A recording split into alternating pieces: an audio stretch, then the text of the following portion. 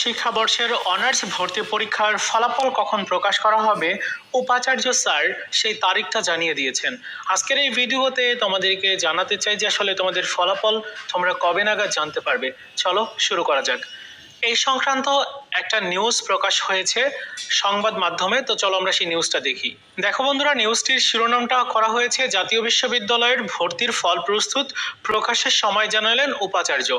বিস্তারিত অংশে রয়েছে জাতীয় বিশ্ববিদ্যালয়ের ভর্তি পরীক্ষার ফলাফল চলতি সপ্তাহের যে কোনো দিন প্রকাশ করা হবে বলে জানিয়েছে জাতীয় বিশ্ববিদ্যালয়ের উপাচার্য অধ্যাপক ASM আমানুল্লাহ।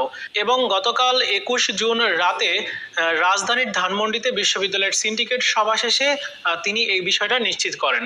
তিনি এই সময় বলেন যে গত 31 মে শনিবার বেলা 11টা থেকে দুপুর 12টা পর্যন্ত দেশের 64টা জেলার শহরে 879টি কেন্দ্রে এই ভর্তি পরীক্ষা অনুষ্ঠিত হয়েছে। এতে পরীক্ষায় অংশগ্রহণ করেছিল 5.5 লাখেরও বেশি শিক্ষার্থী। অধ্যাপক ASM আমানুল্লাহ বলেন যে জাতীয় বিশ্ববিদ্যালয়ের ভর্তি পরীক্ষার ফলাফল চলতি সপ্তাহের অর্থাৎ 23 জুন থেকে 25 জুনের যে কোনো দিন প্রকাশ করা হবে এবং আমাদের রেজাল্ট প্রস্তুত রয়েছে, এখন শুধু চেক করা হচ্ছে।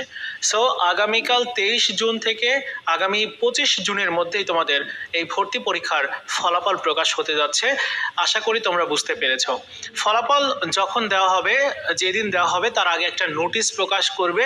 যখনই আমি নোটিশটা পাবো অবশ্যই তোমাদের সাথে শেয়ার করব। আপাতত তোমরা এটা জেনে নাও যে আগামী 23 জুন থেকে 25 জুনের মধ্যে তোমাদের জাতীয় বিশ্ববিদ্যালয়ের ভর্তি পরীক্ষার ফলাফল প্রকাশ করা হবে।